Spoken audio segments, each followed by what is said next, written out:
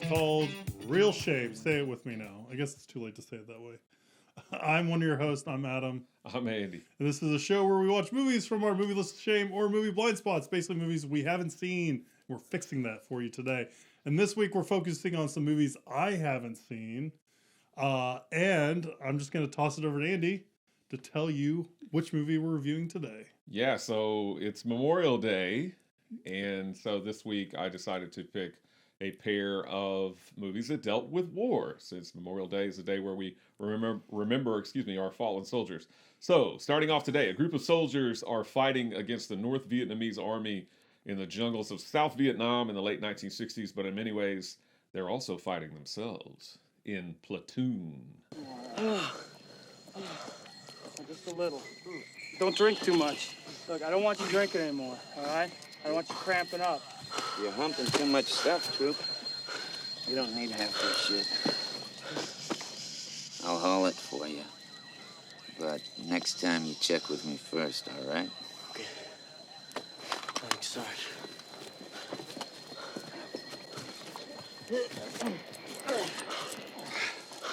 All right, you okay? So Platoon is directed and written by Oliver Stone. Oliver Stone primarily started out as a screenwriter, although he did write and direct a movie in the 1970s called Seizure, but he wrote the movie Midnight Express, where he won his first Academy Award. He wrote or co-wrote Conan the Barbarian with John Milius. John Milius actually directed it. He wrote Scarface, which Brian De Palma directed, but he did write and direct The Hand with Sir Michael Caine and Salvador with James Woods prior to doing Platoon. Stone also had experience in the Army. He served in the Army. He fought in the Vietnam War. So this movie is kind of loosely based on his experiences in Vietnam. He also was awarded several medals. I can't talk today. Several medals, including the Purple Heart.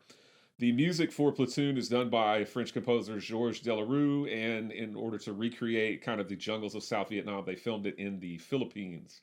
The movie stars Charlie Sheen as Chris Taylor. Charlie Sheen had a busy 1986. Not only did he appear in Platoon, he also appeared in Ferris Bueller's Day Off in 1986 in a very, very brief role. He appears in the movie The Wraith, which is a terrible movie, but it's fun to watch, where he basically comes back from the dead as like a car or something like that. It's been a while since I've seen it.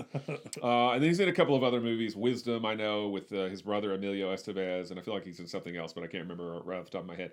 Willem Dafoe plays Sergeant Elias in this film. Tom Berenger, speaking of Scarface, Tom Berenger has a pretty big facial scar in this movie. He plays Sergeant Barnes. John C. McGinley plays Sergeant O'Neill. Kevin Dillon, Matt's brother, and the guy we've seen in The Blob, the 80s remake, The Blob. He plays Bunny. We also saw him in A Midnight Clear, which is another war movie. Keith David, not David Keith, who we saw in An Officer and a Gentleman, but Keith David plays King. Mark Moses plays Lieutenant Wolf. And then there's smaller roles for some other big-name actors like Forrest Whitaker. Johnny Depp is in this movie, and we're going to see Johnny Depp next week. Tony Todd, Candyman himself, is in this movie, and Corey Glover. And you might say, who's Corey Glover? But if I said, The Cult of Personality, you might know. He's the lead singer of Living Colour. Yeah, Corey Glover has a small role in this movie as Francis. Because Corey Glover, not only was he the lead singer of Living Colour, but he also was kind of an actor, a bit part-time actor, and he also did a lot of stuff on VH1. Oliver Stone has a cameo in this movie as well, briefly. I think he gets blown up. He's like one of the majors or like an officer. He gets blown up real good. So this is a movie that I sat down to watch it, and I actually did rent this movie like on VHS when I was a little kid, and no, I was not old enough to rent rated R movies, but this was one of those things where I think I was staying at Grandma's house, and Grandma had a membership to the video store, and so I would go with Grandma to the video store, and she would just say, pick out whatever you want. And I picked out Platoon and some other, I would pick out like a stack, however many they would let me rent, because I would be staying with her for like a week.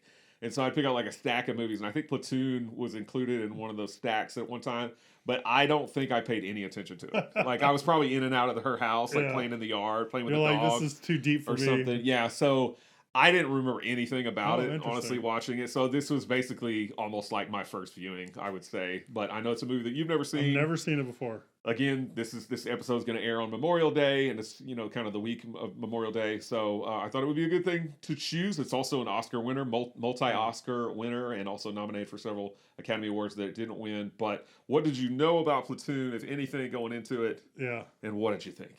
It's interesting that the movies we chose this week for Memorial Day, because I think it's really easy to choose like movies that portrays soldiers in America in a good light. And historically, the Vietnam War wasn't really well received amongst the public and the people out there. And both of these movies we're watching this week kind of the soldiers aren't always doing the right thing and stuff like that. So it's really it's interesting. It's definitely made me think a little bit about this kind of stuff, and I don't know. It's interesting. No, actually, I'm trying to be cautious about what I say because I can easily jump into my feelings about this stuff, and I don't want to do that for everyone here.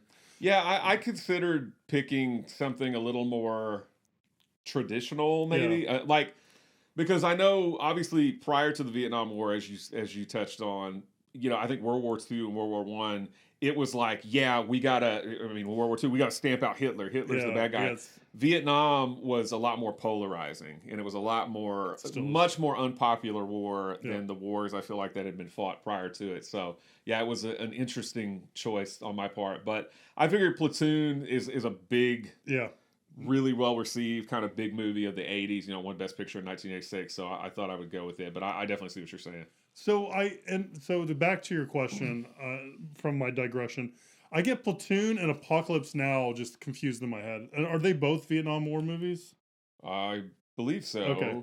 I'm pretty sure Apocalypse Now is Vietnam. So I don't, and I think, is it Francis Ford Coppola directed Apocalypse Now? Okay, yeah. So so in my head, they're both kind of the same movie. I know they are, but I just haven't seen either of them, so I just kind of merged them together. So I really didn't know much about this movie at all, what I was going into it. Even like the famous scene that Willem Dafoe does like this, like I didn't know it was in this movie. I actually thought it was in Apocalypse Now because I thought like things exploded behind him and stuff like that. But maybe that's Tropic Thunder or something else where they do that. I don't know. Yeah. So I didn't know much about anything that went into this movie. So all of it was new to me. And we know historically I don't like war movies, but I think I like this kind of war movie. Yeah. It's a tough movie to watch. More so Wednesday, but this one has elements. This one kind of downplays some stuff that the Wednesday really focuses on and stuff like that. So it's tough to watch, but I like that it's not America is the best. We're doing everything right. All this kind of stuff. I like that there's shades of gray, and I like that we don't focus on killing people or like we don't take joy and the movie's not trying to make it cool that like war and stuff like that, like some wars movies do, where it's like, oh yeah, battle is, make it like interesting and actionable, when it's really just like a harrowing experience of people killing each other at the whims of other people, right? You're sending out these poor people, mostly uneducated people, out there to fight and to die for machinations for rich and powerful people.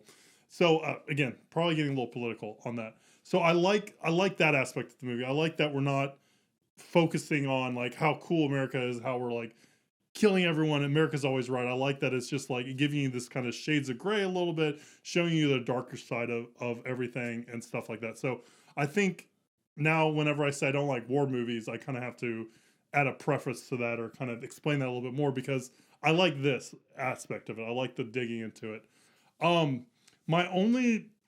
There's two things that are kind of my biggest things I wasn't really into the movie. Is one, some of the acting is all over the place. Like, and I don't know if that's just Vietnam movies in general, because I also feel the same way about Wednesday's movie. But like William McGinley or John C. McGinley is like, he's playing a caricature of someone. Like no one's like that in real life.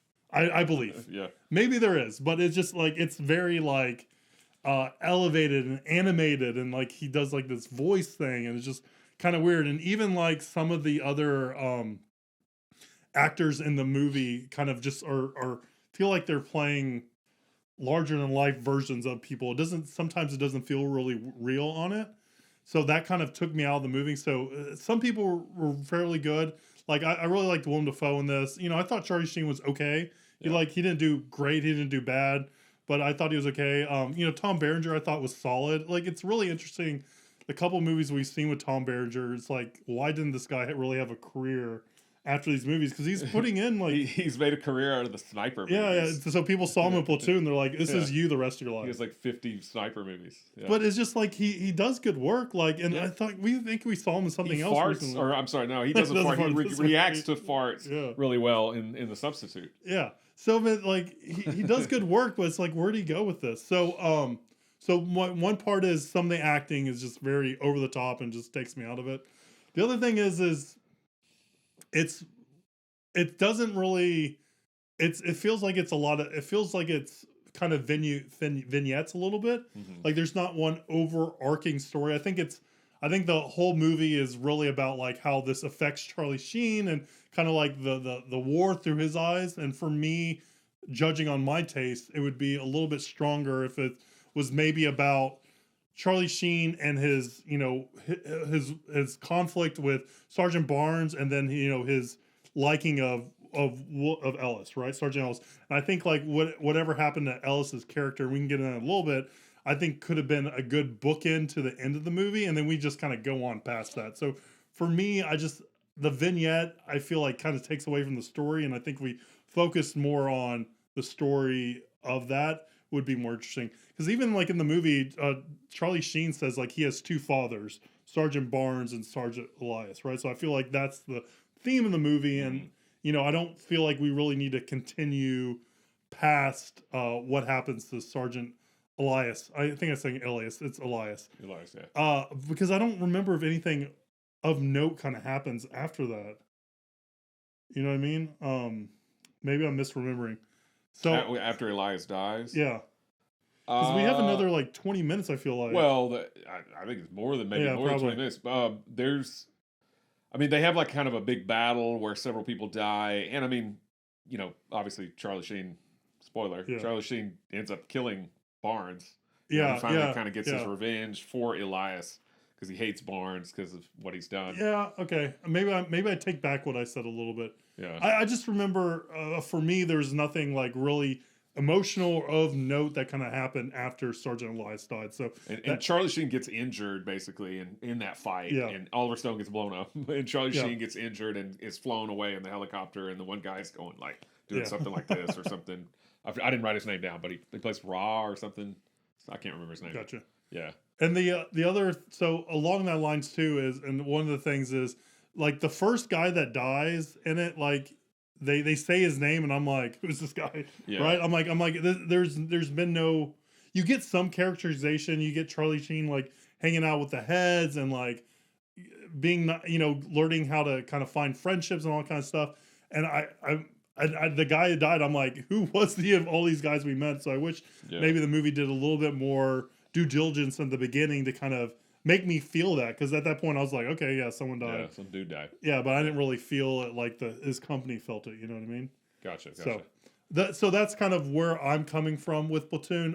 Overall, I liked it. I liked that we're getting a war movie without glorifying aspects of murder, basically, in the war movie, and that we're getting shades of gray and stuff like that. So, what do you, like you said, you've rented it when you were younger, but didn't watch much. What'd you know about going into it, and what were your thoughts about it this time around? Yeah, I just remember I didn't really remember anything specific about it at all. If I watched any of it as a kid, I remember it taking home some awards and Willem Dafoe doing like this and stuff. I think that's on the poster. But other than that, nothing. So sitting down to watch it, I was pretty much a blank slate, and I got to say, I think this movie's really good. I thought it was really, really terrific. I was a little apprehensive going into it because, there's other Oliver Stone movies that are fresher, kind of on my mind that I've seen more times, like Natural Born Killers and stuff like that. And I know Oliver Stone is one of these directors and one of these people that just like the Vietnam War, I feel like he can be very polarizing because he's said and done some kind of controversial things. A lot of his movies have kind of his own ideology and his beliefs. I know he's made, I think, 3 movies about presidents. He made JFK, he made Nixon, and he made W. Yeah. So, and they definitely have his kind of view, right? So I was a little worried about going into this movie thinking it's gonna be just like I'm gonna get Oliver Stone's like, you know, DNA out of this or something like that. Agree or disagree. And again, I'm not making any comment about how I feel about Oliver Stone. I'm just saying he's one of those types of guys that he can be kind of a controversial figure. But I feel like this movie does a really, really good job of showing the chaos and the cacophony and everything that was going on basically in the Vietnam War. And again, since he fought in Vietnam, since he served in the Army and fought in Vietnam, he had firsthand experience. So it wasn't just some guy who was back home the whole time. I mean, he actually had been there, you know, in the shit or whatever, as they say. And so I feel like he translated that really well to the screen. Charlie Sheen is the main character of this movie because he's like writing home to grandma or whatever. He kind of narrates it. But I feel like he's not that important in the film. I mean, I feel like it's very much of an ensemble piece. I mean, you know, I kind of like more of some of the other characters than not that I dislike Charlie Sheen, but I feel like he's not really.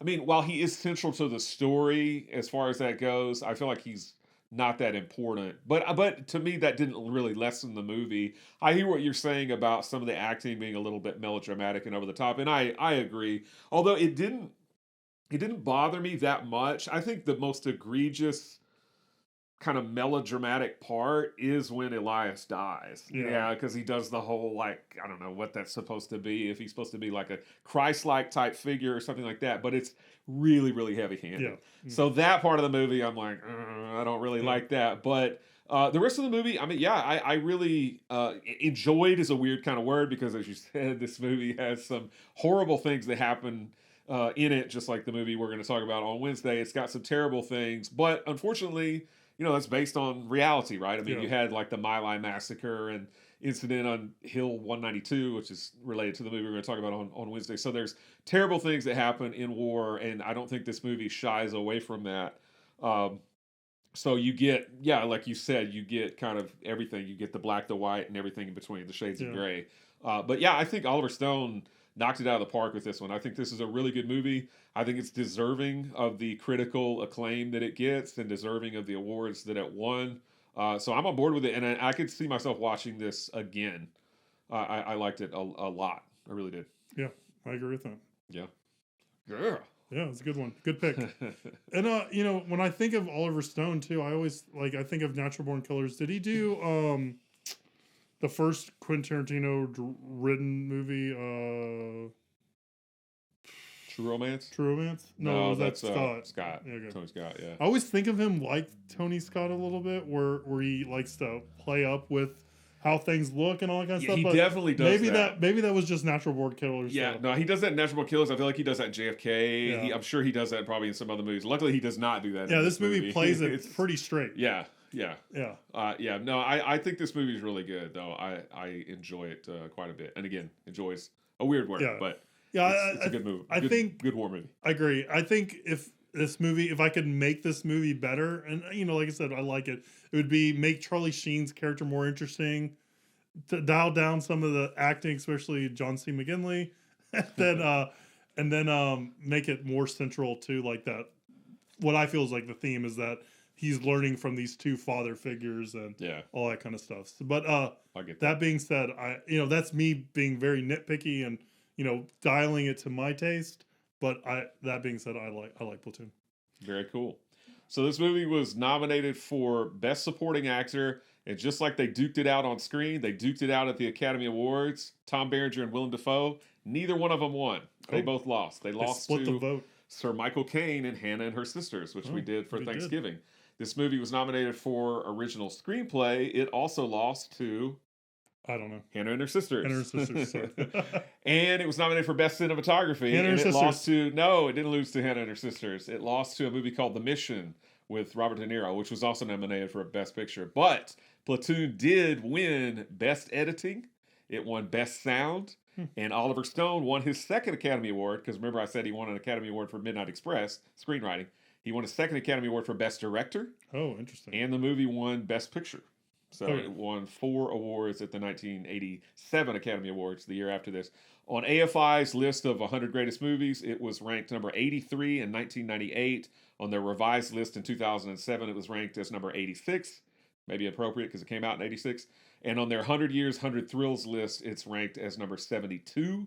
In 2019, it was selected for preservation in the National Film Registry. And this is technically the first movie in Oliver Stone's Vietnam trilogy. Heaven and Earth is The one. second movie, the third movie is Heaven and Earth with Tommy Lee Jones. 4th The of second July. movie is Born on the 4th of July, which Oliver Stone won his third Academy Award for Best Director, although that movie did not win Best Picture. That was one of those weird years where Born on the 4th of July didn't win Best Picture, Driving Miss Daisy won, but the guy who directed Driving Miss Daisy didn't even get nominated.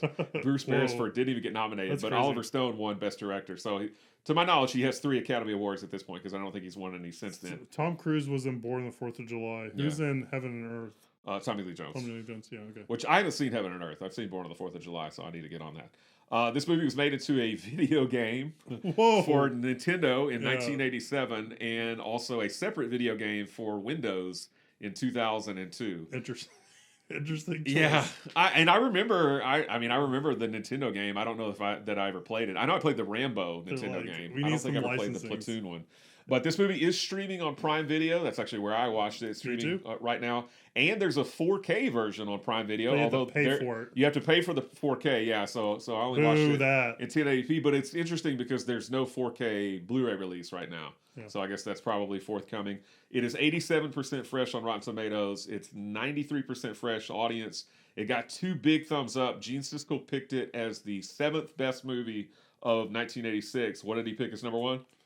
86, Hannah and her Sisters. Hannah and her Sisters, correct. Yes. And Roger Ebert, Mission. forget Hannah and her Sisters. He picked The Mi- Platoon The as Mission. the best movie of 1986. Yeah, no, this was number 1 on Roger Ebert's list. And Roger Ebert picked it as the 9th best movie of the 1980s. All right. So Roger Ebert was all on board with Platoon. And Leonard Maltin gives us 3.5 out of 4 stars. There we go. So yeah, very critically acclaimed, as I said. All right. That's a good movie for Memorial Day. Yeah. Again, be thankful for the people who put their lives online and got us Absolutely. freedom, but Absolutely. also be cognizant that maybe war is not a great thing. War's ugly. War's ugly. So there's 2 sides to that coin, my friends. All right, let's cheer ourselves up a little bit more. I bring it down. What have you been watching? That's what we usually do on these Monday episodes, and Memorial Day is no different. So we always like to talk about what we've been watching, and I just asked you. So why don't you Yeah. let us know if you've been watching anything cool? Unfortunately, I have not watched any other war movies other than the one we're going to talk about on Wednesday, but I did watch some horror movies. Oh, well, And those horror movies, there's basically a trilogy, not the Vietnam trilogy, but does it have the word LLC in it? does it have what? Does it have the word LLC in it? The letters LLC in it? No. Okay. This is, I guess it's referred to as the Woman trilogy because the middle movie is called The Woman, and the movie has the same lady, the woman, in all 3 movies. It's a trilogy about some cannibals. The first movie is called Offspring. The second movie is called The Woman, and the third movie is called Darlin. So They the should have reason called it The Darlin' or something because Yeah. they kind of had a The- pattern going. the reason why I watched the trilogy is because I've always heard that The Woman, the movie in the middle, is really, really disturbing. Yeah. And I like to challenge myself and watch disturbing, gross content. So I watched all 3 movies. So Offspring, the first movie, is very low budget. It was adapted from a Jack Ketchum novel. Jack Ketchum wrote some really, really horrific novels and some horrific screenplays, and he did the screenplay for Offspring. But I thought Offspring was okay, but its low budget definitely shows. I think the one thing that has going for it is that it gets going with the cannibals really quickly, like right off the bat. So Yeah. there's not a whole lot of exposition to it. It's basically these cannibals show up and they start killing and eating people. And the movie's pretty short too. I mean, I don't even know that it's an hour and 20 minutes. Maybe it's an hour and 15. But I believe that the U.S. version is cut by like 30 minutes because I think there's a German version, which is like an hour and 40 minutes or something like that. But I watched the cut version. So it's short and sweet.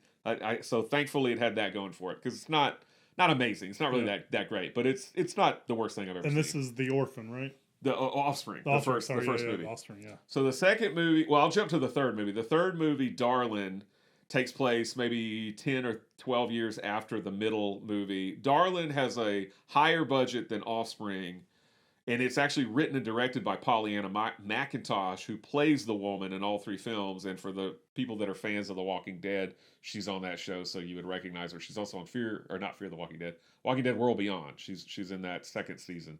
But Darlin's, it's not that great, honestly. But I think that she shows some promise as a writer and director. I think she shows some style, but it's just not that great. So the first and the third movie, kind of middle of the road, middle of the road to bad. The middle movie, the one that I watched, or the one that I heard about the reason why is I thought really good, actually, and it is disturbing, but I think probably because it's been so hyped up for me as being really, really disturbing. Probably didn't disturb me maybe as much, or again, maybe I'm just a sick bastard, but it didn't disturb me as much, but I still thought that it was really good. And the second movie, what it has going for it is it's directed by Lucky McKee, who has done some other horror films, which are good, like he did May with Angela Bettis, and Angela Bettis is in The Woman as well. But yeah, I enjoyed it because I thought that it was stylishly made. I thought it was really well done. It was interesting. It has some interesting characters in it. So I would say if you have any interest in watching any of these movies, just watch the middle one. It's not a requirement to watch the first and the third movie. I mean, yes, they have a chronology to them, but you're not missing anything. Yeah. So if you want to watch a disturbing horror film about cannibalistic urges, watch The Woman directed by Lucky McKee. So that's what I've been watching. Right. What about you? So I'm on the other side of the spectrum for what you've been watching. I watched a movie that's a remake. I don't know if it's a remake. A movie that's based off a video game that I think we both played, right? Have you played and the movie's called Uncharted. Have you played the Uncharted games? Yes, I have. And you like the Uncharted games? I do. They're fun. I do too. I think the Uncharted games are awesome. So I've heard differing things about the Uncharted movie going into it. I really had not high expectations. I don't think Tom Holland looks like Nathan Drake to me. Nope. I think Nathan Fillion probably looks a little bit better, and I will say go look for his short film. It's pretty good, but I would think like in my ideal casting would probably be like a Nathan Drake, Bruce Campbell kind of pairing for Nate and Sully, not Mark Wahlberg and Tom Holland. But that being said, maybe it's when I watched this movie, which was really late because I had insomnia, I actually enjoyed this movie, which really surprised me. I thought I was gonna not like it at all, and I was really just watching it to know my feelings on it. Right? I had low expectations, and I thought I was not gonna like it. It's generic. It's not really interesting. It borrows a lot from the games, but it doesn't have the same kind of. It's the games also borrow a lot from movies and other things before it, but it just doesn't feel like a singular voice to me. It just feels like an amalgamation of a bunch of different stuff, and it's pulling from a bunch of different games, and they're not really adapting a story from the game. It's kind of its new story, and it's kind of almost like Uncharted Begins kind of thing. It's more like Nathan Drake's not Nathan Drake yet. Like when we start the first game, he's pretty much a adventurer and doing that kind of stuff, and this is like his first mission, right? Yeah. So I kind of liked it. I actually want to watch it again to see how I feel about it, but for the most part I thought it was kind of fun. But I like these kind of movies. I'll say the biggest crime this movie does, and I could see why they did it, but I think it's to its detriment, is the Drake's theme from the games is, in my opinion, one of the best video game scores and themes ever made. Like, it's just really good. It's singable. It's memorable. Like, I can hear it in my head right now. I really like Nate's theme. And the movie only uses it in the end. So I can understand them being like, well, he's not Nate Drake as we know him now, so we're going to play it when he becomes Nate Drake. But it's also like, yeah, dude, I mean, you're basically holding the best cards, like, for the end or whatever, right? Like, you got to, play this card early. Like, you know what I mean? It's like, not even like saving the best for last. It's just like, I can understand logically why, but in practice, it's like, no, you should just use the theme all along because it's really that good. And nothing the composer did in this movie could ever match Nate's stream, or did, I guess. So, or Nate's theme, sorry, not Nate's theme. So that's kind of my opinion on Uncharted. I thought it was okay, but didn't have super high expectations, and was really bummed to not hear Nate's theme the whole time through on it. So I think if you're curious, it's worth checking out. I think it's on Paramount Plus for free if you're paying for it, I believe, or like Amazon. There's one streaming services out there that you can watch for free. I think it's Paramount, because the other thing I watched was Kirby's never seen Inglourious Bastards, which is a Quentin Tarantino movie. And she usually, when she wants to watch stuff, when we watch stuff together, she wants to watch crappy horror movies. But when she said, I haven't seen Inglourious Bastards, I want to watch that, I was like, okay, cool. This is not crappy horror. Let's watch that instead. Yeah. So have you seen Inglourious Bastards, right? Yeah. So it's like my third or fourth time watching it this time around. And I like it overall, generally. I think it's pretty good. I think it has some of the most suspenseful moments that Quentin Tarantino's ever done. And maybe some of the most suspenseful moments they're like, I think like history list making of like best suspenseful moments in the movie. There's two moments where it's just like you can cut the tension with a knife, and I think he does it really well in here. And so I enjoyed watching it again. Kirby enjoyed it. It's it's Quentin Tarantino and Glorious Bastards. I don't think I have a whole lot to add to it that has already been said. Is there anything you want to say on Inglourious Bastards? I've only seen it once. I think it's good. Yeah. Christoph Waltz is good in it. That was him coming to America, and he did a whole bunch of movies after that. We had Michael Fassbender, who blew up after this movie and was in a bunch of things, and now is not really anything anymore. So good acting, good story, lots of suspense. So yeah, watching Inglourious Bastards. Well, Uncharted still looks like crap to me, and I hate the casting. Like I don't know why they chose Tom. Well, I do know why they chose, because it's Hollywood. Yeah. They choose who's popular. But I think Tom Holland is absolutely, and I'm basing it only on the preview. I haven't seen the movie. But Tom Holland is absolutely the wrong choice to play that role, and I think Mark Wahlberg is the wrong choice to play Sully. I 100% agree, but for some reason when I was watching it, it didn't feel enough like Uncharted. Yeah. So in my head, I was able to separate the two, I think. Yeah. And like I said, I had really bottom barrel expectations, and it's kind of generic. It's like Red Notice in that way, but I enjoyed it because I maybe like these kind of movies. Maybe I gave it a pass. I don't know. Well, in the 1970s, Inglourious Bastards, which only has the same basically title, it has the storyline's not the same as the Quentin Tarantino one, is a heck of a lot of fun, in my opinion. Oh, cool. Yeah, it's awesome. All right. So, so we're watching Platoon. We're watching some war movies this week for Memorial Day week. What movie did you decide to pair with Platoon? Yeah, so although there had been some Vietnam War movies that came out in the 1970s, actually some pretty notable ones like Apocalypse Now and The Deer Hunter and Coming Home, Platoon really jump-started another kind of spate of Vietnam War movies in the mid to late 1980s. I know you had like Hamburger Hill and Stanley Kubrick's Full Metal Jacket and probably lots of other examples that I can't think of off the top of my head, but one of those movies that came out in the late 80s that dealt with Vietnam is a movie that Brian De Palma directed called Casualties of War, and I feel like that movie kind of flies under the radar. Not a lot of people necessarily have heard of that film, so I paired Platoon with Casualties of War. All right. So stay tuned Wednesday when we review Casualties of War.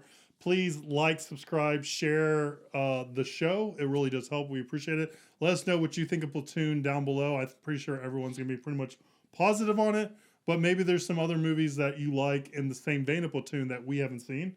So share that with us. Is Hamburger Hill better than Platoon? Yeah. That's what I want to know, because I haven't seen Hamburger Hill. I've only heard of it, but it makes me hungry. Yeah, it makes me think of Salisbury Steak for some reason. I don't know why. Salisbury Hill? Is that a song? Salisbury Hill is a Peter Gabriel song. All right, so there you go. I don't know why. That's where my brain and my food are mixed. Please, what did I say? Like, subscribe, share. Do all that stuff. Email us questions, realshame@gmail.com. I haven't said that very often. We need some, so that'd be nice. And stay tuned Wednesday when we dive into and see what are the casualties of war. And we'll talk to you soon, guys. Bye. Thank you.